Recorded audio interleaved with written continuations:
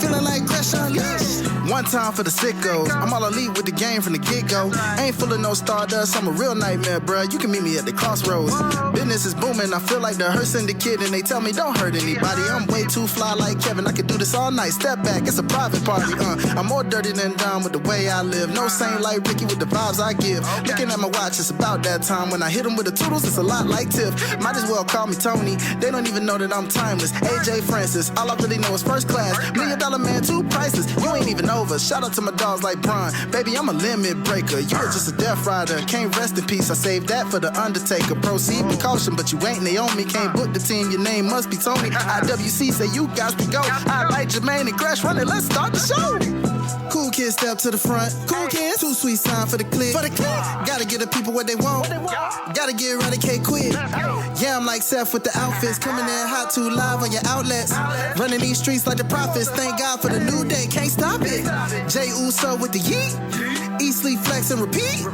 Whole new swag with a price on the tag like Javon on the young OG. Better recognize on the mouthpiece. See the power level gotta increase. Bring your content on the daily. Feeling like Gresham Unleashed. Happy New Year, ladies and gentlemen, boys and girls, non-binary pals, baby mamas, baby daddies, and everybody in between. I'm gonna say that properly. Greetings and salutations, ladies and gentlemen, boys and girls, non-binary pals, baby mamas, baby daddies, and everybody in between. Welcome to the first episode of the Gresham Unleashed podcast in the year 2026. Joining you as always is the voice that does the most, the purveyor of mischief, Gresh.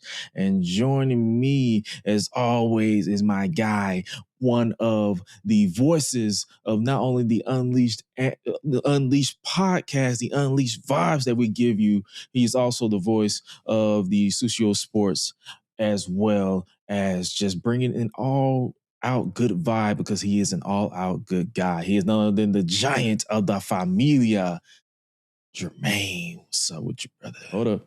I think I accidentally muted you. Oh, my bad. What's up? Let's try that. James. Running back. Let's try it again. What's up, brother? Happy New Year to everybody. Glad to be back. Yeah, we missed a little. There's some stuff we missed. Yeah. There's a few things that happened. Yeah. Couple few. Because it's funny that every time we go, usually when we go out on break, nothing happens. But this 1 year, that's when a lot of stuff wanted to happen. Bro, like, we recorded the show, right? The year-end show. And I've been on my, it's going on 2-year now campaign for Carmelo Hayes. Mm-hmm. So I use Melo as my prediction for the year, again, for this year. I said, okay, last year I wanted Melo to retire Cena, right? Right. Didn't happen. No worries. I said, you know what? This year I want Melo to win a title. And you hit up the chat. You was like, does this count? I was like, wait a minute. I don't even know if we put the show out yet. That SmackDown wasn't even recorded because that was the back end of the doubleheader SmackDown that week because they were recording it for the holiday week. It was the same week. As soon as the episode went out that Tuesday, they put the title officially on Melo that Friday. Yeah. I was like, wait a minute, this has to be. Well, the week after because he won it on Christmas, that Christmas SmackDown. Yeah, it was like because SmackDown of 2020. They did both of those episodes that same Friday or whatever. And when the spoilers came out, I was like, they spoiled it. But then I was still happy because I was like, I'm happy for Melo. And then I was like, wait a minute, this counts as my prediction. But never fear. I have a backup prediction to give once we do that, once we get to that part of the show. Oh, yeah. Because this one came, it popped up out of nowhere. So I have a backup prediction. Oh, yeah. I get that. But also, outside of Melo, Anything happen in AEW? That we predicted? Outside of Mercedes going on this spiral, because we were saying that all year. Bro, we've been looking for it and we've talked about it since she hit around 4 or 5 belts. I want to say that's when we first started like bringing this up. Because when she got around 5 belts, I was like, okay, this is starting to. And it was random promotions I've never heard before. I was like, now who the fuck is this?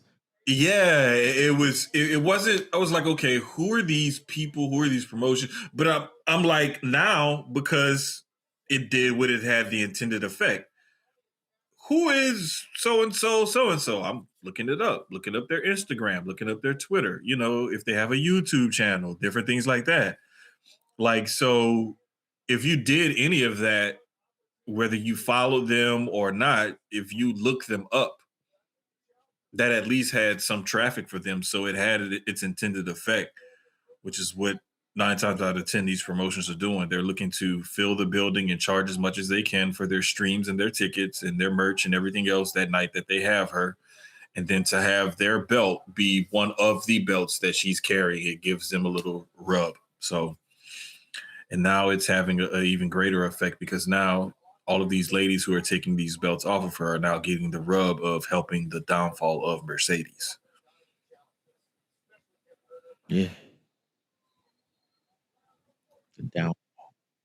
And this is it's pictures like that and how she sells and the things she does with the promos and how she flipped in the locker room from yelling and screaming to cutting that promo, dropping the F-bomb to going back to yelling and screaming. Like, this is why she's getting those movie roles as well, because, it's one thing to say that she can't cut a promo, but the girl is a pretty decent actress. Hey man, them Disney acting lessons came into play. Like it's finally clicking. It's finally worth it. They're getting the payback for all those acting lessons for the Mandalorian. So makes sense. Oh, for sure. Hopefully she gets. If she's serious about Hollywood, hopefully she gets more roles to where she can attempt to expand her range. Yeah, because I definitely think she has it in her. So yeah, we'll definitely keep it because right now she's on break, so we won't be seeing her for the foreseeable future. Like and like I think I said on the in your house podcast. Make sure you guys tap in that because I was invited on that on Sunday. I'm like, she should continue to do that downward spiral until she has no titles and then come back pissed off. Mm-hmm. Like she shouldn't come back and then still have titles. Like that it defeats the purpose of the character that they're trying to portray. Yeah. This should be like almost like how Corbin went from bum-ass Corbin to happy Corbin. Mm-hmm. It should be something similar, but not comical relief. This should be more dramatic. Oh, yeah. Like the darker side of falling off, Mm-hmm. I would love it. I would love to see her come to the ring starting to look disheveled, like haphazardly or half-ass doing the dance and everything. Oh yeah, because she said she's done with AEW for the time being. So like when she does defend those belts, just come like not all there. Mm-hmm. Mm-hmm. Yeah, and that I would love to see something like that just to feed into it, Mm-hmm. Or like different. If she wants to keep doing the whole I got it together, and then always fall apart. Bouncing back and forth between those two mental states, kind of like what Bailey was teasing a little bit. Like, yeah, do something like that. Yeah. And speaking of bouncing back and forth, how do we predict Andrade's 2026 now that he's back in AEW again? Hey, he's one of 138 members of the Don Callis family. Yeah. I think I got an email. I think I got an invite too. I definitely got an invite. I had to send it to spam because I already knew you was gonna get an invite because they've been looking at your workout videos. So I was just wondering if they was gonna bring me on too. They're trying to they want me to be the less juiced up version of Brian Cage. Bro, you're terrible. But Happy New Year. But nah, like, I think that I think Andrade's gonna do okay. I just hope that this go round they put him on the pedestal he could be presented on as such a big star. Mhm. And I think that if they have that better, because they have a bunch of luchadors and it's cool to have that connection with that audience. But when you have a guy of his caliber, of his ilk, of his background and whatnot, he's one of the upper echelon guys.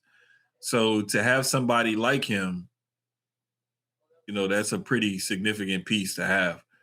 I know some people were kind of rooting for Alberto, but he self-sabotaged himself. Like, bro, you had the world handed to you on a silver platter, like no joke. And you chose to put cocaine on it and snort off of it and then whatever. I mean, Crack it is is wet. what it is.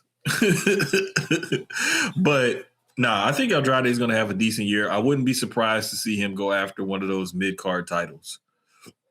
Which one? There's like 50 of them. Okay, see, there's the thing. I said mid-card. That's why I said mid-card. I don't know. You got the Continental Championship. I don't think it's gonna be that one. I think they may reserve that for like Takeshita. The Continental? That's the one that Moxley got, right? Yeah. Yeah, that's the wrestler's like title, basically, to say who's the best wrestler in the world. I mean, you got the TNT title. There's that one too. That's with a mark, so it's a baby face. So okay, and then we have the national title. Oh yeah, Ricochet does have a title. See, the red one that reminds me of the old NWA TV title belt. The funny thing is that NWA the NWA belt is still active. Nobody watches NWA. Nobody. And I can kind of understand why they had a little beef and a little gripe with that. But I mean, figure it the fuck out and do some business down the line. Like, why not develop a relationship with them and tell them like, hey, listen, we're going to feature you and your champion against our champion, but we want our champion to go over, of course. Non-title, just champion versus champion, see who's the better one, whatever. Y'all can keep the lineage and everything else, but we'll give y'all that rub, but y'all got to do something for us. And what see, the fuck that's the does thing. NWA got to do for AEW? Like they offer them nothing in a way of value. That's the thing. Because every time I kept trying to look at this, I was like, okay, what's a logical way that they could do business together? And I'm like, well, we're gonna get Tyrus on Dynamite. Man, get the fuck out of here. Because in NWA's best wrestler, the best person they have to offer would at best be get a mid-card title EC3? shot on some random Dynamite. Okay, they may. Ain't he their world champion? I'm spitballing here. So I don't know. But I'm just saying, like, they literally have nothing of value to offer. So it's like y'all doing all that barking for nothing. Like, get your weight up. Yes, that national title still carries some sort of significance historically because of the lineage of it, but outside of that, like, that's not helping you draw. So, what did JID say on Bodies by Offset? I'm flipping the switch. All bark, no bite. That's literally, you quick to remark. Yep, that's him. That's NWA.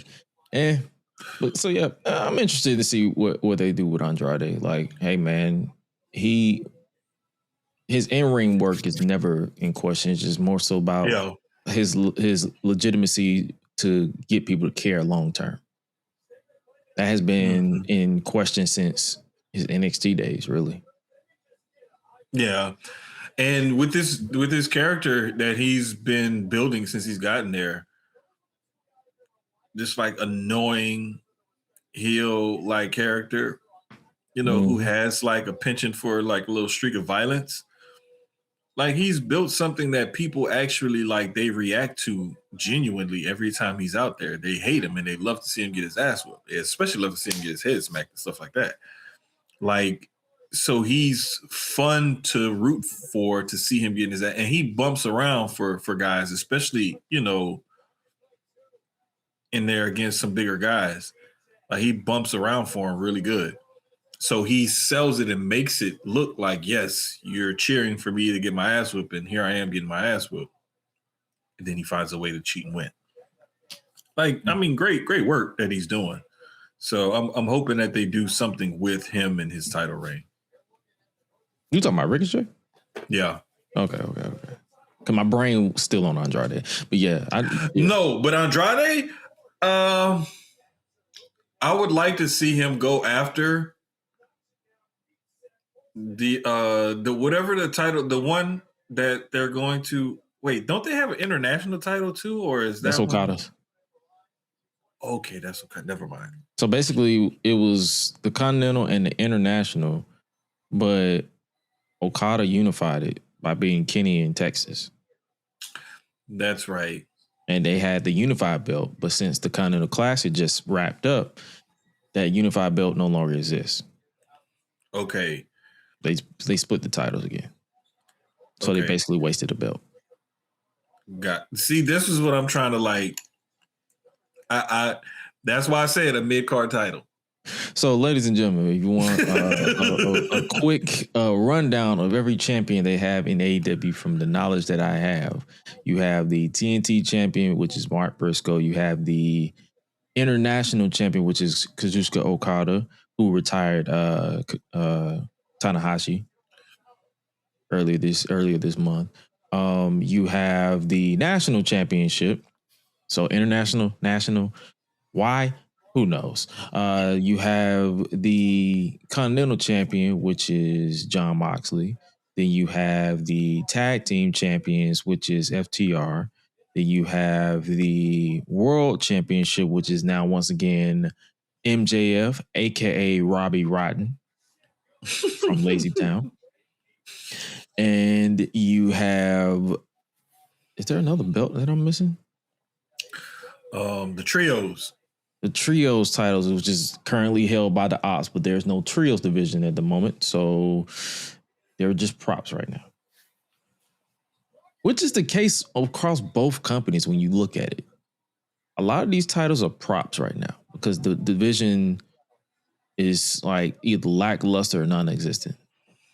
Well, the other thing too is if you look at like AEW's roster, they have a decent sized roster, but it's like you don't need that many titles. And who cares about most of these people? That's the same thing everywhere, every company just about. But excuse me. But no, like I just feel like all these titles and stuff, and like when I look at WWE, you have a world title, a mid-card title, and a tag title for each brand. I look at the roster for each brand and I'm like, do we really need all of these titles? You talking about WWE? Mm-hmm. Yeah, the world, in the mid-card, you have the women's mid-card, women's world, women's tag floating across both shows, and the men's tag. The women's tag is the only one that floats. Literally. The only one, and I think the women's mid should float as well. I still stand on the fact that they should have just had one mid-card women's title. They should have just had one Intercontinental champion floating like the tag team champions and called it a day. Because you see what they're doing with Julia. It was like they're trying to turn her back face. I don't think they know what to do with her. I don't think Road Dogg GPT knows what to do with her. Y'all be killing me with that. But no, like I don't think they really know what to do with her at this point. And it just seemed like when she was wrestling Chelsea Green, she was wrestling more as a face than as a heel.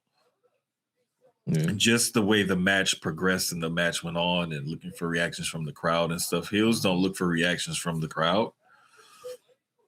You know, And I think in this instance, they were both looking for reactions from the crowd because the crowd was not moving. Even if she was wrestling as a heel, they was just it was kind of strange, but I'm like, whatever, you know, it is what it is. I would have gave them leeway if it was on a tape show, but it wasn't taped.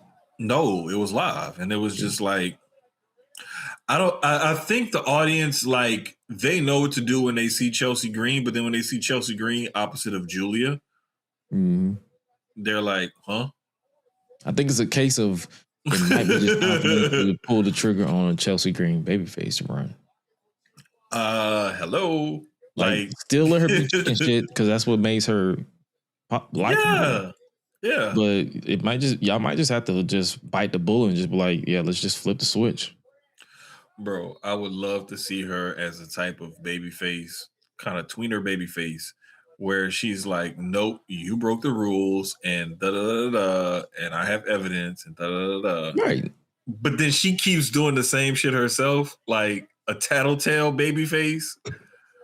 Like that. She's a Karen. Like, yeah. Just make her a positive Karen. The Canadian Karen. Like, yeah. There's different things that you can do. Like, there's ways we can figure this out and book this. But she's gonna sell merch too.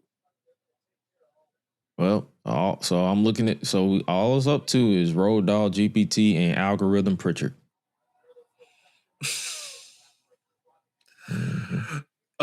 There's also someone else recently that they brought in for the SmackDown writing team. I have to look that up again. I think I know who you're talking about. It's like someone who's like taking some of the reins. Yep. Yeah. So I'm gonna call both of y'all GPT. So hey, man. But now I'm gonna give them their props. SmackDown this past week was actually the talk of the town because it was actually John Swakata. John Swakata, yep. That's the name. But yeah, SmackDown this past week, we saw the return of Jacob Fatu with new teeth. He didn't go the Roman Reigns route though. No. He's like, I'm not gonna rock pillowcases. Yeah, he rocked the normal joints. He rocked the normal joints. So good to see him back. Love the fact that he like attacked Drew. Like, hey, I think you the one that attacked me. But I also love the fact that he attacked Cody as well. He's unhinged. It's Jacob. Oh yeah, he's off the leash, all gas, no brakes with it.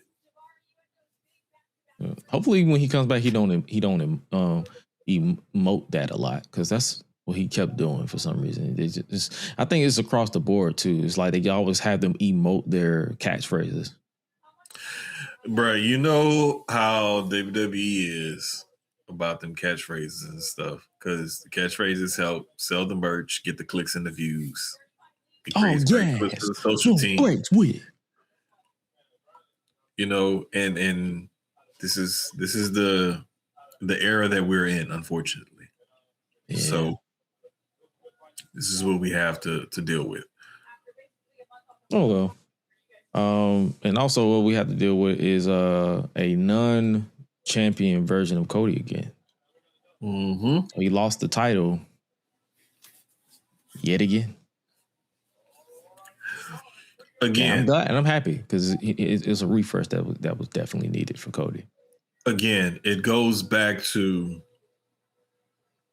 old school wrestling tropes. The babyface is always better chasing the title rather than holding it. Mm-hmm. You know, when he held the title for that year, like he went through a lot of ups and downs, and there was a lot of times where people were like, all right, he needs to lose it. He needs to lose it. He needs to lose it. And then by the time they got around to Mania with Cena, nobody wanted to see him lose it to Cena because they had did a great job turning Cena heel, and people were just like, nah, this guy's a dickhead now. Like, we don't want you to lose the title to him. Yeah. And when he lost it, it made it that much better. Yeah. So, I mean, This goes back to why a guy like Ric Flair had 16 championship runs and a guy like Dusty Rhodes only had 3. This goes back to why Vince McMahon built his empire off the back of Terry having that incredible 4-year run. Mm-hmm. You know,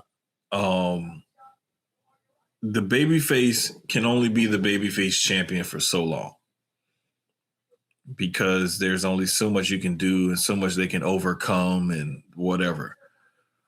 It takes special writing and everything to keep a babyface and keep them, engaged and interesting, especially for your casual audience as well. For your hardcore audiences, it's hard to please the hardcore audience, but they shoot for the casuals who are going to spend the money. Yep. That's why I be laughing. That's why I don't get as upset as I used to about some of the booking decisions, and I kind of ride the middle of the road because I'm not going to allow myself to ride that emotional roller coaster. But I just feel like it was needed. It gives him a break to go and do whatever else, other business that he has to tend to or heal up, whatever. But it also gives Drew his moment. And that was dope to see Drew have his moment in Scotland with the title in front of fans and everything else. But this also gives you talking about when the next night? The next night, yeah, the next night. The next night at the house show. But it was just dope to see him have his moment in front of fans. Yeah, and this is the longest title reign he's had since the when he won it from Brock. Mm-hmm. Because when he won it from Brock, I think he had it for like 3 months, maybe. No, he had that for pretty long. Like he won it. Was it longer than that? Did he go to? Because he won it from Brock at Mania that year. He won it from Brock at Mania that year, and he lost it to Randy Orton inside Hell in a Cell. Okay, so maybe it was closer to 6 months then that he held the belt then. So if you go from that Mania to that October, yeah, it's about 6 months. Yeah, so it was like what? That was like what? March, end of March, early April. May, June, July, August, September, 6 months. Now I was talking about like this was the longest reign if you talk about his world title that he lost in like 5 minutes. Oh, for sure, without a doubt, without a doubt. But no, his longest title reign was his initial one, and then he won it again before Survivor Series that year. So he literally lost it for like 2 weeks just to win it back. Mm-hmm. And then he lost it to Bobby Lashley. Well, no, not Bobby Lashley. He lost it to The Miz. And then The Miz lost it to Bobby Lashley. And then Bobby Lashley kept beating up Drew the entire time. Yeah, it was April 5th to October 25th of that year. Ah, yeah. So that's what I thought. It was like right at about 6 months. So yeah, it's a way to kind of freshen up the title picture and kind of it'll help you fill up 3 hours of SmackDown also. Yeah, so let's talk about that 3 hours of SmackDown because we had two episodes of 3 hours of SmackDown so far. And I fall asleep on all of them. So it is what it is. What I'm noticing is a lot of filler, a lot of like backstage segments, a lot of pre-tapes and stuff like that, like video packages and whatnot. And that's something that you can do until you like get a grip on things and until you until you can like, okay, here's our roster, here's our call-ups, here's how we want to fill this time up. And here's the main storylines we need to be working on. And here's what we want to like put in some stuff. And here's what we got to make sure we get in. Like, but to me, because of the way they always forecast for the future so far in advance, this should have been thought about. And to say that you knew that this was coming for however long, and this is what you came up with, is a bunch of filler, pre-tapes, backstages, and packages. And repetitive promos. Like that's not holding me. And I'm seeing kind of the same thing on Raw. Mm-hmm. Like seeing a lot of the same stuff. Like the vision. Yeah, and it's certain little things that you constantly see over and over and over. And it's like, okay, I'm still interested, but it's like, can you give me a little bit more variety? Like, you still got me. I'm still with you, but I'm not as vested as I once was. So basically what I was saying over the holiday break is they're stalling a lot. Yes. It's not that I'm bored with like the Judgment Day or this and that. Is my guy, stop stalling. I watched the product. Y'all are stalling a lot. No, man, they have a plan for that breakup. And no, I'm not. No, I just brought that name up. But I'm talking about in general. They're stalling across the board. Oh yeah, certain things they're definitely stalling. Like Jade, her title reign, they are stalling for Bianca. They're not figuring it out, and it shows because they have her saying the same thing every week. We get it. You that bitch. Well, no. Congratulations. Want a cookie? The other thing too with Jade is that Michin got hurt, B-Fab got hurt, and SmackDown women's roster was already kind of thin. They're keeping her and Charlotte apart until they're ready to do that big. That's going to be a Mania match. Oh yeah, that could be a Mania main event match. If they play their cards right. They play their cards right, yeah. For sure, night one. I think that could for sure main event night one. But if they play their cards right, that could close the show on Sunday. Yeah. It's up to them to convince the population to believe in that.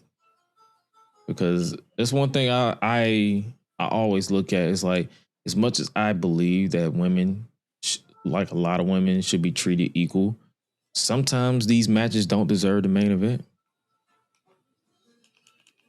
No, definitely. And like just because, and it's like I hate to say it like this, but it's like just because they're more interesting or talented to us, the viewers at home, than the men. Doesn't mean that they necessarily translate to the live audience, and the live audience want to see that main event, if that makes sense. Right. So that's why I always say, I'm like, if they play the cards right, Jade versus Charlotte can definitely be a main event. Hell, Bianca, if her finger ever heals up, versus Jade can be a main event. But it's up to them to play their cards right. Because like I said on Sunday on the In Your House podcast, basically it's up to my big gripe is never with the talent. It's never with the wrestlers. It's with the booking. Because sometimes their booking just doesn't make sense. And also you can give a little flack to the talent because let's just be real. Some talent just don't have it. It's okay. Right. It's okay to admit that. But over time, it's a pattern that we're looking at the bookings like that doesn't make a lick of sense. What I see across the board is I see a lot of inconsistencies and I see a lot of pivots. And they're having to pivot because of injury or time off or contract, whatever, different things. Right. But one thing that I will give the companies credit for is they always at least attempt to make it interesting.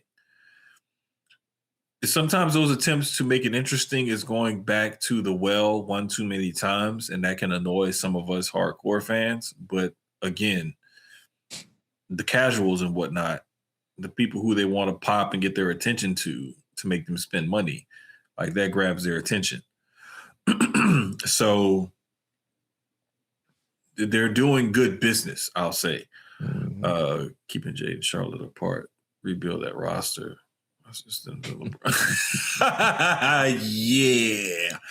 But that's going back to like what I was saying earlier. Like keeping them apart is exactly what you can do, because what they're doing now is you see Jade interacting with all these different people, and then you see Charlotte and Alexa interacting with all these different people, and you see them every so often have these little face-offs, these little, bump ins and run-ins or what have you.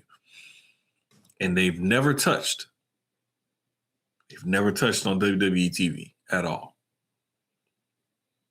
But yeah, it's good that Jordan Grayson's on SmackDown, so they basically give Jade something to do, because even if B-Fab and Misha didn't get injured, no one believed that they were going to be positioned to overthrow her. They was literally going to be set up to just make her look good. Exactly. And now you have someone in her crosshairs who looks like, okay, like, wait, she's a legit threat.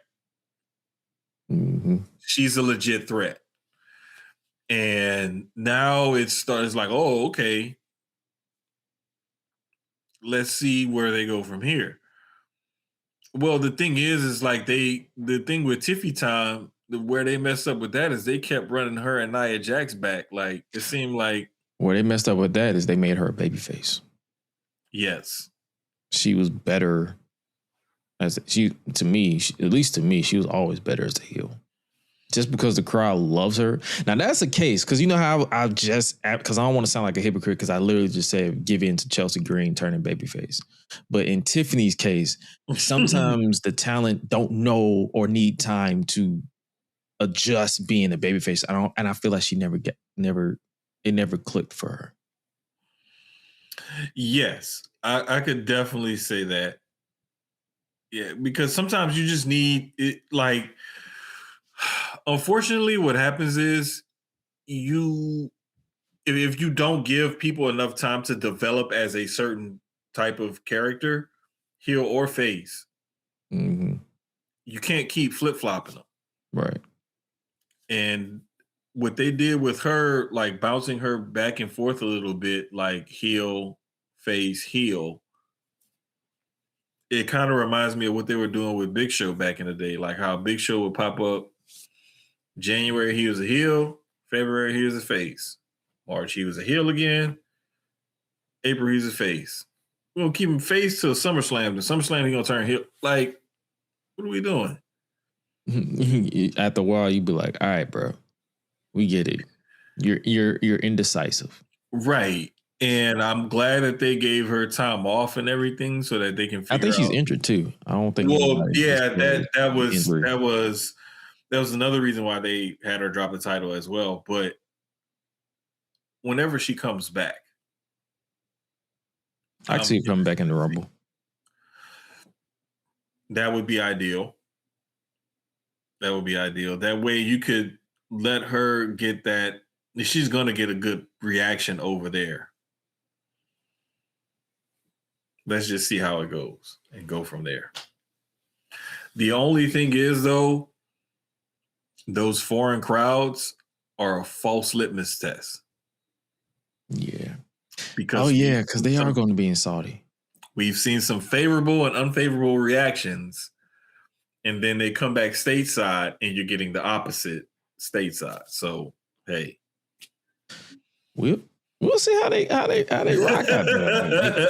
They might have to bring. They may, since the prince or the king was asking for Yokozuna, they might have to go.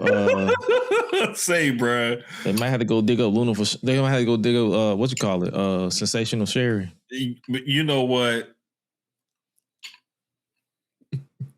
Time out. Go to your corner. Penalty box. Go to the penalty box. We got the first penalty box of the year. Come on, dog. I'm so sorry. bitch.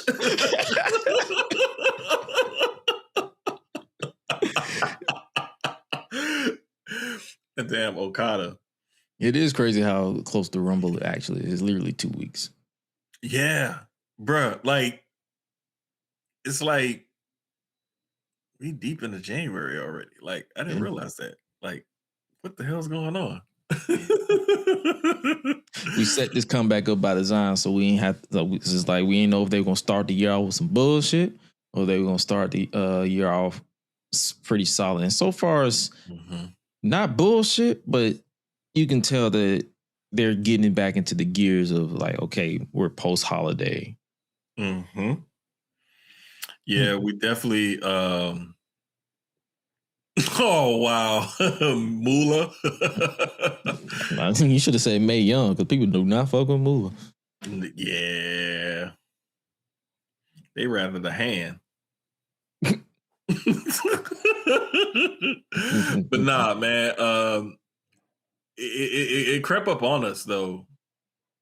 The other thing is that rumor that whatever stadium is being built is for the Rumble and this, that, and the third. And it's like, bro, I could care less. I really what that don't show care. looking like. Yeah.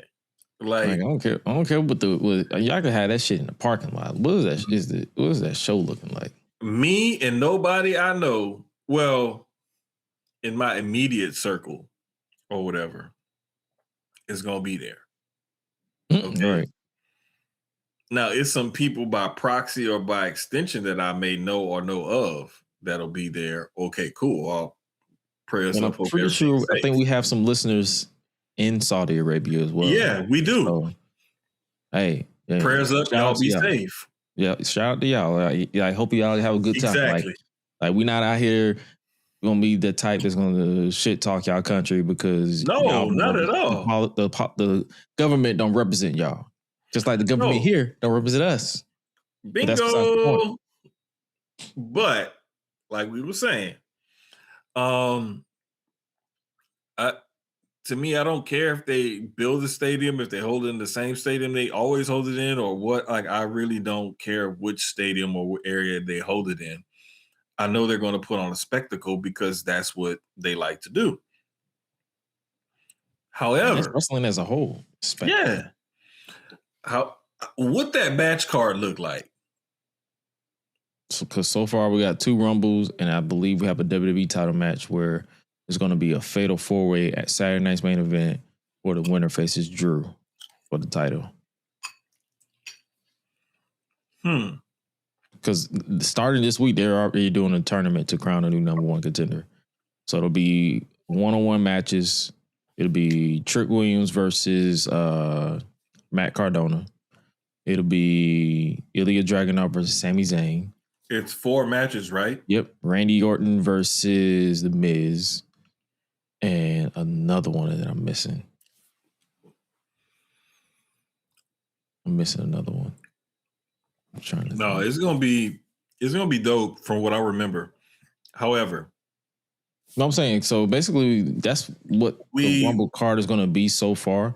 And I'm pretty sure they're not gonna go too high with the number wise because of the Rumble matches. It's 2. So I'm wondering if the whole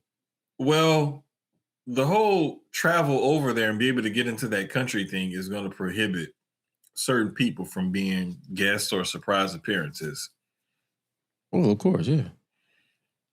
So I'm interested to see like how it's all going to play out.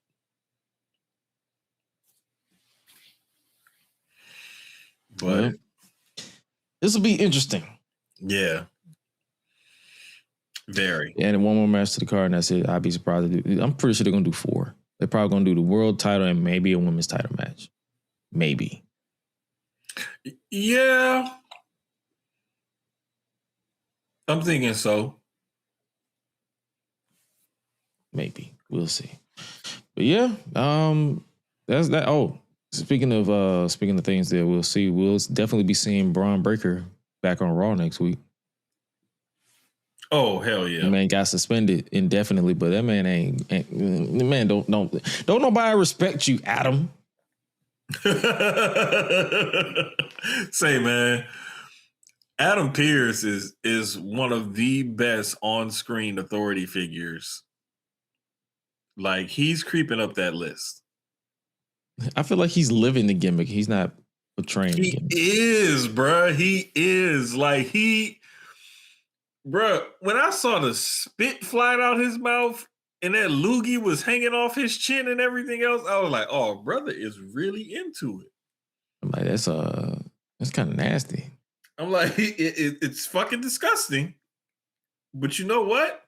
I can tell that's raw emotion. Like, you literally putting it out there. So that was cool to see, like, because you see how intense Braun is. And for Pierce to return that intensity, you know, from the opposite side instead of bowing and cowering down or whatever, or, you know, with the fake, you know, fiery thing. For example, back in the day when wrestlers would like get at the ref and then Earl Hebner would somehow find the courage to stand up to everybody at like 5'6", 150 pounds. No, it wasn't that. Him and Triple H back in the day. Oh man, come on, bro. When Triple H, when he would push Triple H and Triple H would bump for him, like, get the fuck out of here. Like, be for real. But I let you know that they were friends because he's like, I'm gonna bump for you.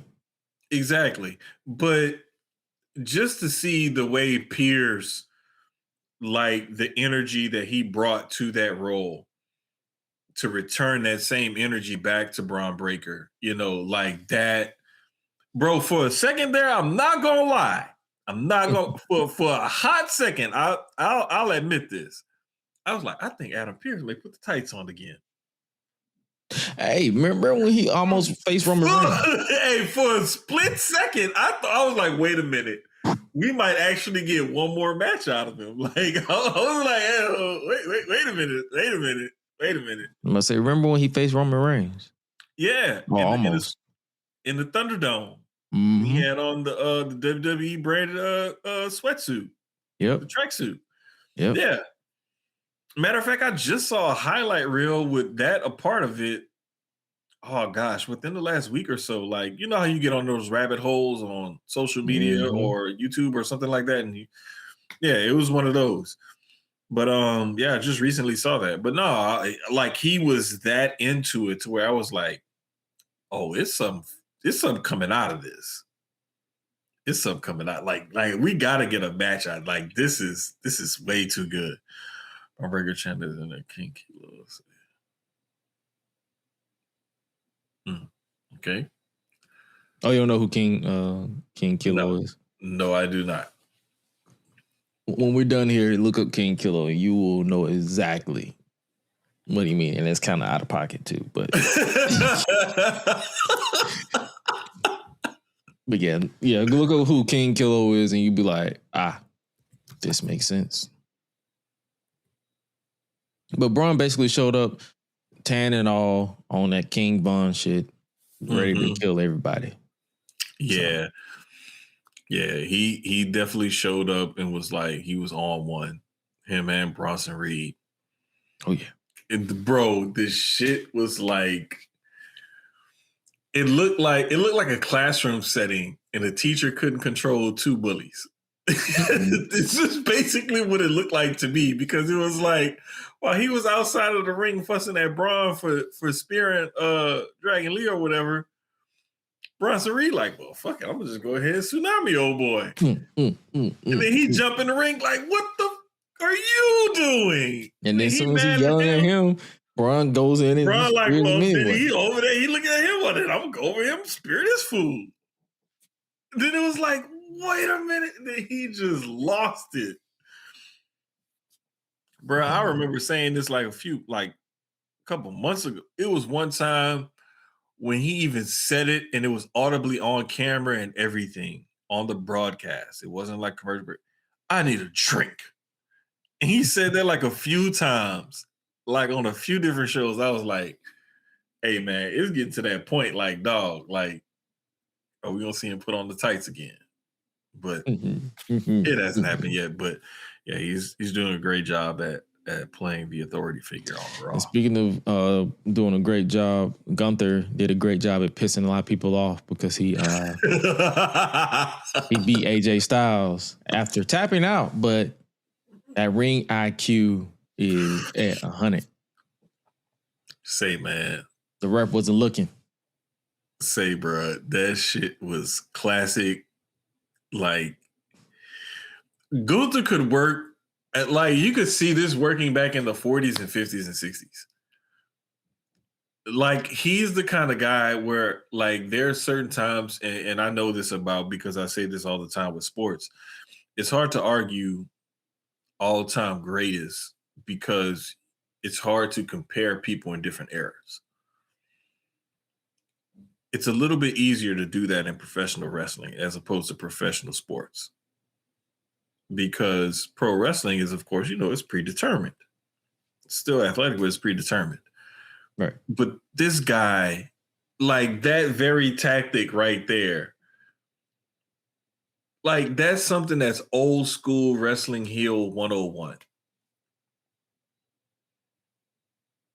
Do something underhanded. The ref's attention is diverted. Take advantage of it with a cheap shot and win the match. Like basic wrestling heel 101. We'll definitely talk about, we'll definitely try to predict Gunther's future going forward because now that he has a win over both AJ Styles and John Cena, it's time to look into his future. But also looking into the future, we have Finn Balor versus CM Punk set for next week for the World Heavyweight Championship in Belfast. Here's one where people saw the title change hands last week on SmackDown and think that, okay, they're going to pull the trigger here again. And I hate to disappoint y'all, but it ain't happening. What, Finn? This Finn.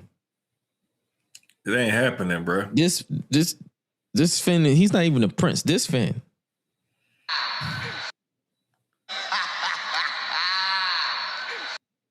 They ain't putting the title on Finjamin.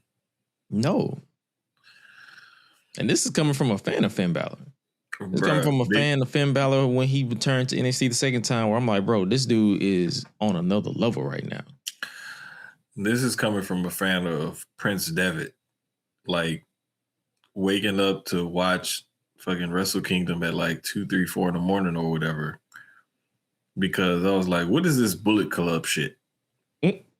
Like, who is this guy? And like, when I realized, I was like, oh, wait, that's the dude that WWE signed for NXT?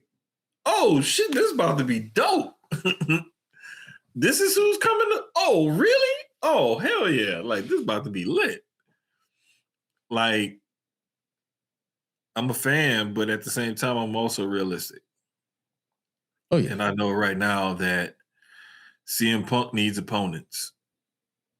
And he needs people that he can go up against and feud with and beat and come out on top and not lose that title or ping pong that title. Facts.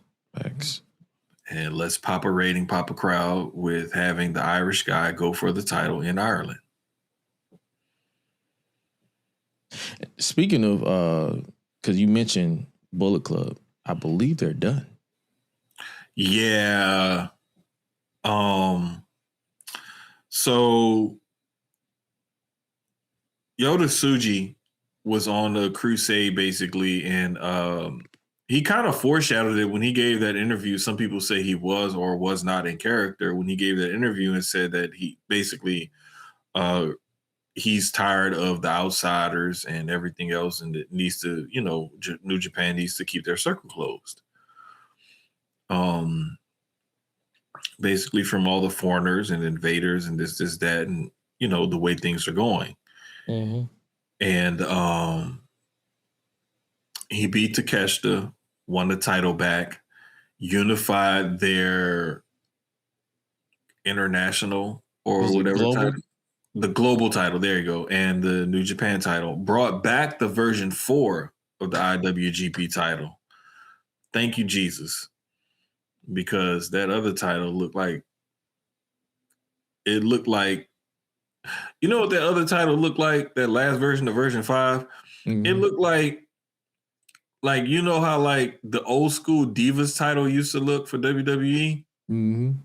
Like, let's say the Divas title was like this one title, but then if you hit certain VCs or whatever, you could upgrade to another one. Mm-hmm. That's what that New Japan title, the IWGP title, looked like. It looked like you upgraded the Divas title to big gold status. That's what it basically looked like. But like I love this version because it looks like a title, but it also almost feels like a trophy with all the nameplates and everything on it. So I've always loved the way that title looks. But he's basically like bringing it back to an era before you had the Bullet Club and before you had everything was more centralized and everything was more just New Japan and you didn't have the outsiders and everything. Oh, he's a purist. He's anti-Gaijin. I don't think he's anti-Gaijin. I think he's just pro New Japan. Gotcha. Like, okay, you can be Gaijin, but are you Gaijin in New Japan? Or are you Gaijin that just like bounces back and forth? Like, I think that's kind of what he was hinting at or whatever. And Gotcha. so that's why he absorbed that other group into his group. And now it's like, there's no more of this. We're just the unaffiliated, I think is what their group is called now. Mm-hmm. So it's like that. But the other news out of New Japan, you hinted at it earlier. Okada retired Tanahashi. Yep. Which, if you're not familiar, just to keep it really short and simple, that's basically New Japan's John Cena. Yeah. That's basically what it is. He was the bridge from that old generation to this newer generation that literally helped keep the doors open and keep that company alive. Like, if it wasn't for Tanahashi, like people say New Japan would have folded. And he kept the doors open and kept people coming back. And, you know, he allowed them to bridge the gap between what it was before to it almost folding to him helping save it to this generation and what you're seeing now. So that's why it was so important to have him like go out the way he did. And that's why they made such a big deal out of it.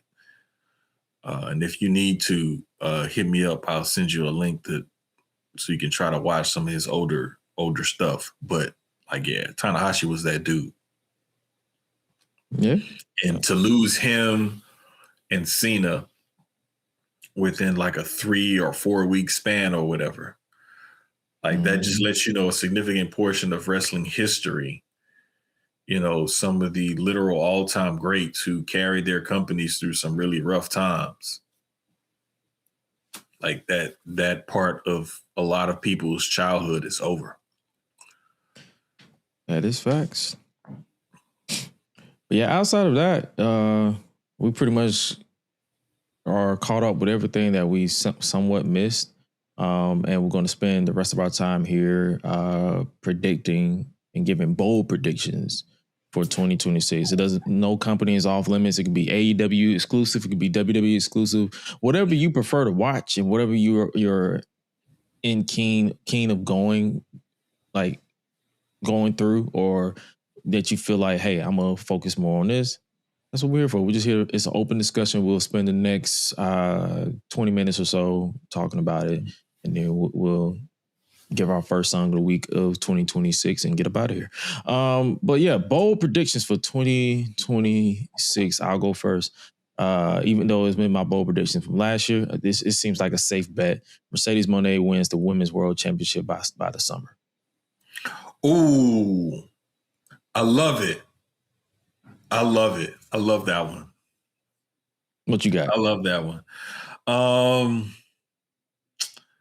Damn, let me see. Because I had like a few of them that I've been thinking as my backup because my other one already, kind of deflated my prediction. I was happy, but I was like, damn it. Like, it happened too quick. So that's why I chose Negrodamus as my subtitle for this week. But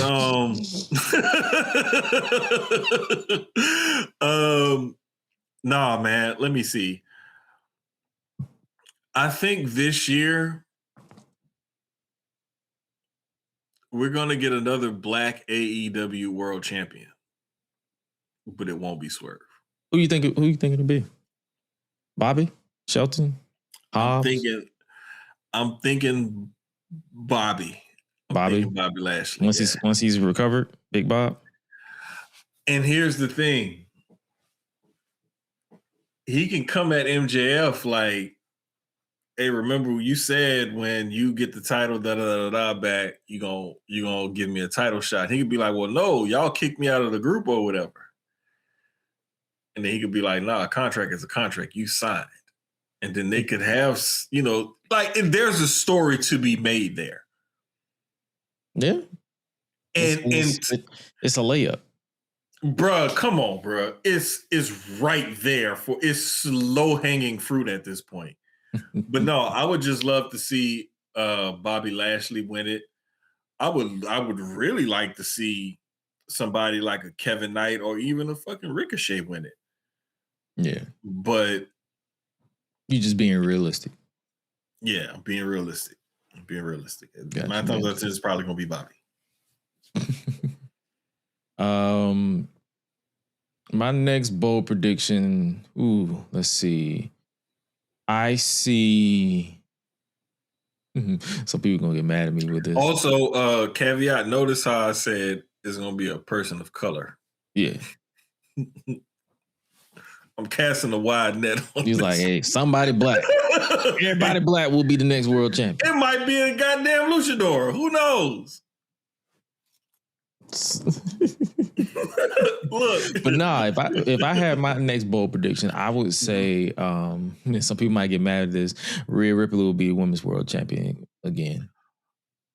Say, bro, I'm kind of with you on that. Or women's champion, like if they do a shakeup. Because they keep talking about Rhea and Io's history, and I feel like Rhea is gonna turn.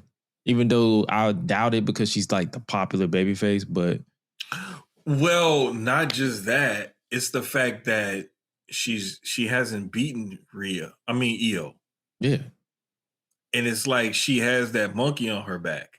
That's what I'm saying. Talk about a layup. That's a layup right there. Like, hey. Bro, this could turn her back heel in a way where she could go on a rampage and then you need somebody to stop her from her rampage. Now you have somebody else that you can put up against her to do this. Ooh, what if that's Bianca and we finally get that one-on-one Bianca Rhea match? You think Bianca? Ooh, I'm just saying, bro. They got so much shit that they can do with Bianca. Once this injury bug goes away, bro, because you got Bianca Rhea, Bianca Jade, and we still haven't seen Bianca Charlotte. We haven't, have we? This is what I'm saying, bro. Like, I need her to have surgery on that finger yesterday. Get that motherfucker straightened out. Get back to work. Clock in. I need you to clock back in. Another bold prediction, even though I don't like pitting black people against each other. Street Profits will finally break up. God damn it, Joshua. Hey, man. I don't like that. Do something with them. I'm just throwing shit at this point because I ain't seen them niggas in like 3 months. Legitimately. Like, okay. I get it. People want to see them break up. But the thing is where do we see them going if we break them up? Tez, Solo. No. I know, dude. Of course, Solo. Yeah. Where, like, do we see them? You feel like they're gonna pull another significant enough to where we can say, yes, this is interesting. This was worth the breakup. I say, do you feel like it's gonna be another street crime time type thing if they break up? Bro, I got a feeling this could be another it has potential to go a couple different ways. Mm-hmm. This could be the Rockers, just because people won't get behind Dawkins like they should or they could. This could be this could also be like oh gosh, what is it? Like, okay, bear with me here, but like when the Steiners split, Mm-hmm. and you had Big Papa Pump, and then you had Rick Steiner was still like somewhat relative. The best thing I could think of, the only tag team that I can remember that split and like recently, and both members went off and did something significant. It wasn't really a tag team; it was the Shield. Mm-hmm. It was more of a Because faction. yeah, it was more of a faction that split as opposed to a tag team. So Harlem Heat is another good one. Marks and Mike's commented. It could be something like that because Stevie Ray had an okay run. He was still like a relevant, hand. Yeah. But he wasn't anything significant. But I think Dawkins got something to him, dog, because Dawkins improved. It could it be me, like, all due respect to Montez Ford. Like, he has the charisma, the talent. Mm-hmm. But I feel like Dawkins is a sleeper. Bro. And a lot of people gonna be like, yo. Bruh, like Dawkins put in that work in the ring. Dawkins even changed the way he dresses and stuff outside of the ring. Mm-hmm. Like, that's how much work Dawkins has really been putting in. And people joke around and shit on Dawkins like it's fun or it's funny or whatever, but it's because he's a big man. Bro. Same reason Dawkins, why they shitted on AJ. Bro, low key, Dawkins is one of those guys that will have a job until he doesn't want to do the job anymore. Because he's big, he's athletic, he's actually funny in real life. Mm-hmm. He can talk, like he can move in the ring, like he can go in the ring. He's improved his skills, his stamina, like physique, everything, like his look, everything. Like, and he's been there for a minute. And they even gave him plenty of time in NXT to improve. Mm-hmm. So that shows you that they like him and they believe in him. If they gave him that much time in developmental to try to prove something, and then they gave him all this time on the main roster, like, come on. They're not going to invest that much time into a person unless they actually like him and believe in him. And we're talking about different iterations of the company. Yeah. You got two more, you got one or two more bold predictions for me? I'm going to say on the women's side of things. I just realized I got two women predictions. Not only are we going to see like the most epic Mercedes Moné like meltdown and maybe even a Phoenix rising from the ashes this year. I think we're going to see both. I think we're going to see the fall and the rise, I think, this year for Mercedes. I also think like on just the ebb and flow of things, the way I've been seeing it, I'll say this specifically with WWE, not as much with AEW because they're more fluid, but the call up of talent, the flow of talent. I'm not even going to say bold prediction. I'm just going to say I think that we'll be pleased with the upshift of talent. Basically from people who are retiring, leaving the ring, to the people who are getting called up, the people who are now going to get pushed, the people who are going to get pushed now, the people who are going to get called up, the people in developmental who are going to replace those getting called up, and then the people from the indies with the WWE, the whole flow of their program. I think we're going to be pleased with the flow of their program. I'll say that much because I've already seen it. Like, for example, tonight, Keanu Carver had a nice showing on NXT after he was announced to be now a part of the NXT roster. And this is coming off the heels of him, having that social media meltdown last year. Or was he just being... I mean, you can call it a meltdown. You can call it an outburst. I apologize for my outburst. there's different ways to describe it, but to go from where he was at to here, a lot of people didn't think he would make it. And because a lot of people thought after that outburst he was gonna be fired, but I'm like, he didn't directly shit on the company. He just shit on the Samoans. And then for some reason, you know how Twitter likes to do, like they like to overhype the Samoans. But I'm like, bro, I promise you, all these Samoans are not invincible. That y'all like to try to build them up to be. Another thing, I'm not gonna pick a fight with them, but still, hell no. They not that damn invincible.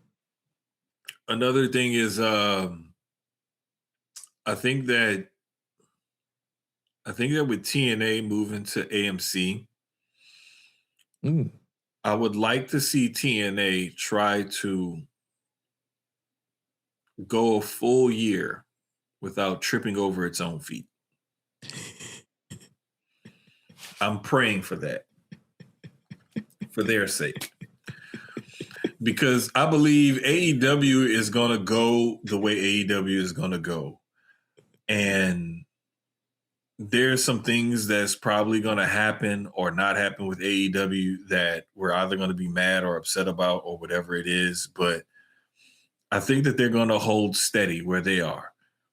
I think that sometimes WWE is going to hold steady. They're going to have their ebbs and flows, but they're going to hold their spot. AEW is going to hold its spot. It's that goddamn TNA that just be like, like sometimes I just be wondering, like if I could grab TNA as a company and choke it sometimes, I would. Like, so let's just say let's do a joint prediction that TNA won't be TNA. Oh, we're jointfully. I'm praying that there will be no LOL TNA moments in 2026. That's my other one. I TNA won't LOL TNA themselves this year. I know it's not a prediction, but that's what I'm hoping for this year. Because I'm really trying to give them a shot, bro. Like I legit trying to give them a shot. I really am. Like I even be going back sometime and watching episodes. Like I legit try to give them a shot. My last one, because I'm gonna try to at least do 5. AJ Lee wins the Intercontinental Championship from Becky Lynch. Ooh, bro, that may be whenever they book it. That may be at Elimination Chamber or something between now and Mania or something like that. Like I would love to see nothing more. That might be at Mania. Yeah. They may prolong it that much because think about it. Becky Lynch coming out with her gimmick and everything, and I'm the best, and Sports Illustrated says it, and it's on ESPN. She's basically Trump. Yeah. And then you got AJ, bro. Could you imagine? And you know, Mania, the ramp and the entranceway is always long as hell. Mm-hmm. She's gonna be skipping. Could you imagine? Light it up, light it up. And she's skipping down that long ass aisle. I mean, they did it before. She did it. I think the last long ramp she skipped down was her retirement match, or the day before she retired. That tag match with Paige. Oh yeah, against the Bellas or whatever. Mm-hmm. At Mania 31. That. Yeah. That was a pretty long ramp. Yeah, that was a long ass ramp. And she, when I tell you, she was like she was light skipping because she was like, "Yo, this is a long ass fucking ramp."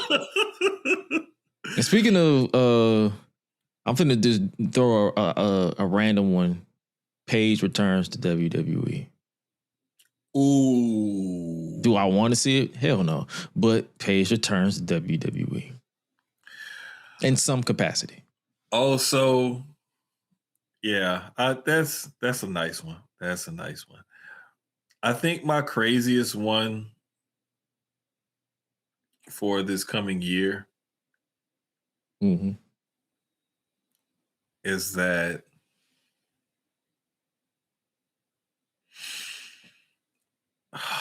man, do I really want to say this? Put it into the atmosphere. Hey, I hope Gunther retires Brock Lesnar too. Yes. Straight the fuck up. Like, I want them to go full on into this whole gimmick where he retires all these greats. And I want them to build him into the next big bad. Because when you build the next big bad like that, look at what they did.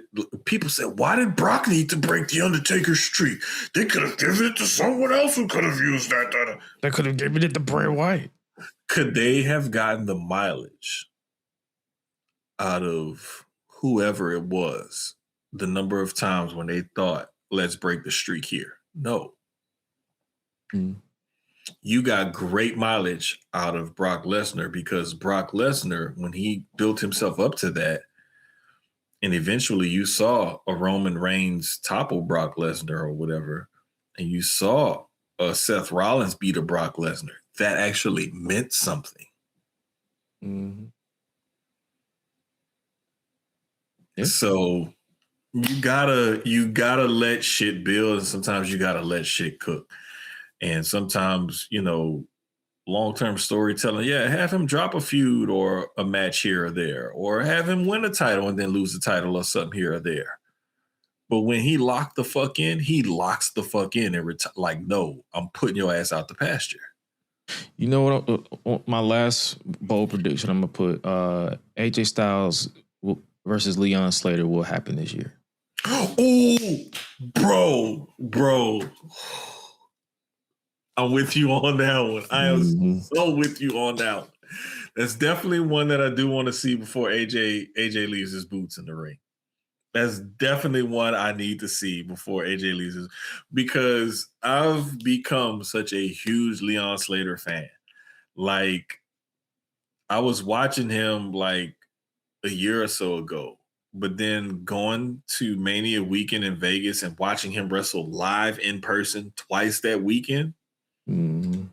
Bruh, like, I had a whole new respect for dude, because the first time I watched him, I'm ringside, so I'm like right there, and I'm like, holy shit. Him and Darius put on a great match at Ashe in Vegas. And then to see him at the For the Culture Fourth Rope GCW event that next morning, night, whatever you want to call it, where he does this spot where he jumps over the ring post in the corner outside of the ring. He actually grazed the post and had this huge welt on his back or whatever from him grazing the post or the corner, whatever it was, the whole rest of the match. And this happened within the first few minutes of the match. And he wrestled the whole rest of that match another 10 minutes like it was nothing. But yeah, I'm a huge fan of that kid. Love that kid. Can't wait to see what he does in the future, and I definitely want to see him and AJ Styles for this year's over. You got any more before we move on? Nah, man, that was my last one, my bold one, Doc. I want to see Gunther retire Brock Lesnar this year. Hey, man, that's cool. We got some solid predictions this year compared to last year, because last year we was just spitballing, but we got a more formal this year. But hey, man, hopefully you guys enjoyed our bold predictions for 2026, as well as just our catching up for everything. And for those of you who are new around here, this is a part of the show where we give our bold predictions. Not bold predictions, we give our song of the week for the vibes.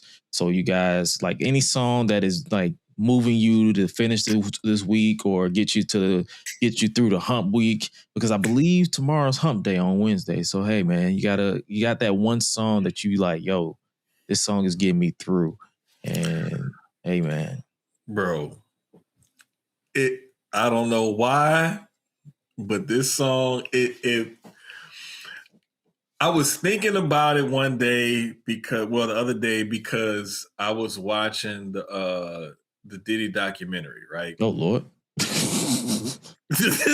Hear me out. And it brought me back to that early 90s R&B, right? Mm-hmm. And then I end up seeing this funny little video on social media that used part of this song. And I was like, bruh, this is it. But I'm going Fiend and Jodeci. Oh, that's not a bad song. That's what I'm saying. See, you thought it was going to be something when I started off telling you how I came about this. It sounded crazy, but nah, like Fiend and Jodeci. Yeah, because, I mean, like in 2026, if you say Diddy, you'd be like... See, I was watching the Diddy documentary. Like, wait a minute. And then I thought about 90s R&B. And you like, 90s R&B? You're saying some wild shit. He was watching the Diddy documentary? Brother, what are you talking about? Like, do you need to tell us something? Nah, man, it just brought me back to that song like that. It just, yeah. Nah, I get that. Because it's just like... Yeah. But as far as me, I'm going to try to be upbeat this year. So we're going to go with Earth, Wind, and Fire, Boogie Wonderland. Ooh. Let's go tonight. Mars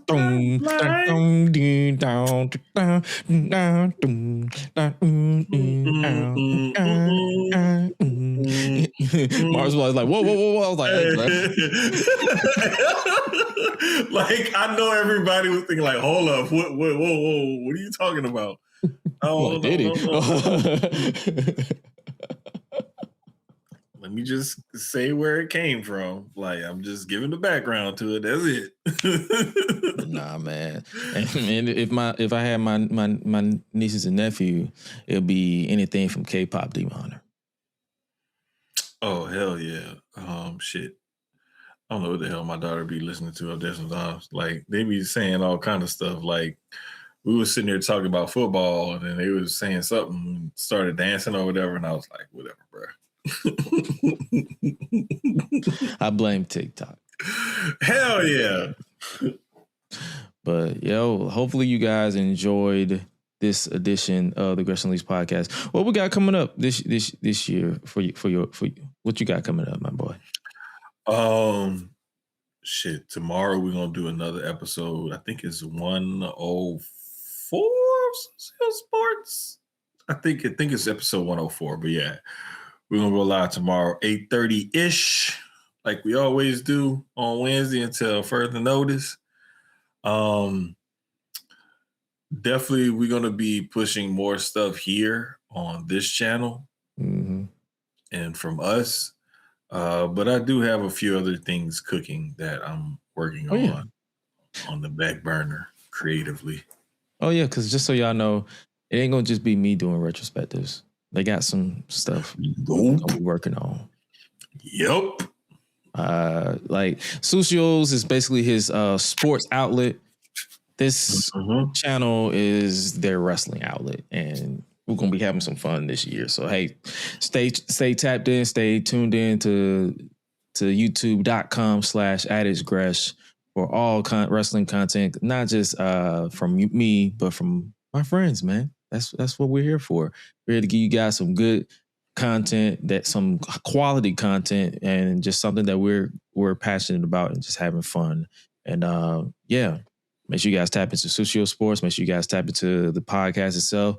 Scan that QR code if you haven't already. If you're new around here, that QR code takes you to www.gressunleashed.com, the audio hub for all things this podcast. So you want to catch up on old episodes, the new episodes, that's where you go. And make sure you guys just stay safe out here. Just stay safe, stay true to yourself, say love, give love. And if you feel like something's about to compromise your peace, cut it off. That's what 2026 is for. Cut it off. Like this whole new year, new me stuff don't work. Just cut people off because everybody lie. But nah, man, make sure you guys follow yours truly, @Gresh, AOS Gresh, everywhere else. Follow Jermaine @_Jermaine. Make sure you guys tap into the Public Enemies podcast this Thursday, 7:20 Eastern Standard Time. I will be on there. Oh my God, Graham will be on there. CJ, Waco Kid, aka Ben. Don't meet us there. Don't beat us there. No, what's the term he like to say? Don't meet us there. Beat us there. Beat us there. There we go. There we go. And with that being said, you guys stay safe out here in these streets, and remember to always eat, sleep, flex, and repeat. We out. Y'all be crazy. I don't play games. What you see with me is what you get. And I would much rather be hated for what I am than loved for something that I'm not.